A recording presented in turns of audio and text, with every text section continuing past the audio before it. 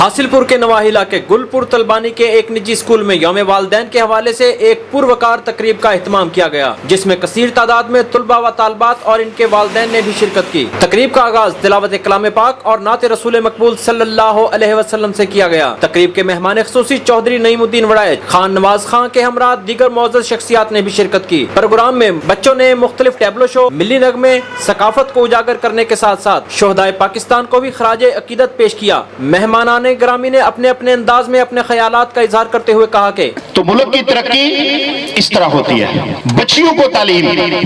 कायदे आज़म ने पाकिस्तान बनाया तालीम की वजह से। कोई हथियार नहीं था, कोई जंग नहीं लड़ी, जंगें बाद में हुई हैं। सोच तालीम की वजह से, कायदे आज़म की सोच तालीम की वजह से बनी कि हमें अलहदा मुल्क चाहिए। मेरा बच्चा इस स्कूल में पढ़ता है, उसमें बिल्कुल कॉन्फिडेंस नहीं था।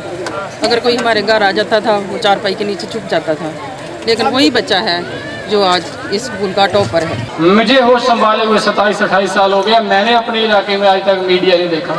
मेरे स्कूल के टीचर बहुत अच्छे पढ़ाते हैं, उनके टीचर बहुत अच्छे हैं, वो अच्छा पढ़ाते हैं। आखिर में बच्चों के सालाना नताइज का ऐलान भी किया गया और नुमाया कारकर्दगी दिखाने वाले तुलबा व तालबात की हौसला अफजाई के लिए इनामात भी तकसीम किए गए। देही इलाकों में बच्चों को तालीम के जेवर से आरास्ता करना अच्छे साज़ा की मेहनत और लगन का नतीजा होता है। देही इलाकों के बच्चों ने इस बात को साबित कर दिया कि पढ़ लिख कर हम भी अपने मुल्क कौम का नाम रोशन कर सकते हैं। कैमरामैन अब्दुल रशीद के साथ मलक इकबाल, पाक न्यूज़, हासिलपुर।